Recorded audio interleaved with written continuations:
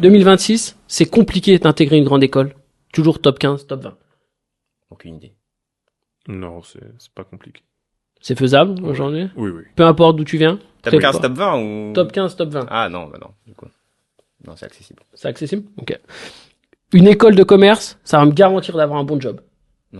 Non.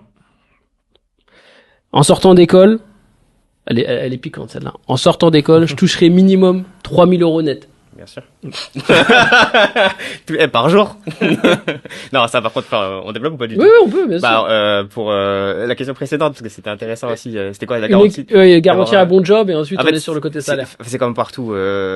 Si tu profites de tous les services qui sont proposés par une école, et Dieu sait qu'il y en a, là oui, tu t'es quasiment garanti d'avoir un job parce que tu as quand même un accompagnement qui est présent. Par contre, dans la réalité des choses, moi, ce que j'ai constaté en travaillant en école, c'est que la plupart, encore une fois, je fais des généralités, mais la plupart des étudiants ne profitaient pas des services De tous l'école. les services. Et derrière, ils sont surpris de pas trouver. Donc voilà, c'était juste pour préciser ça. Et après, pour le 3000 euros net, ce qu'il faut bien comprendre quand on regarde les plaquettes des écoles, c'est que vous avez un salaire médian, généralement, ou une moyenne, admettons, mais qui prend en compte des étudiants qui sont allés travailler aussi à l'étranger, qui sont allés travailler en région parisienne, qui vont travailler en Suisse. Voilà.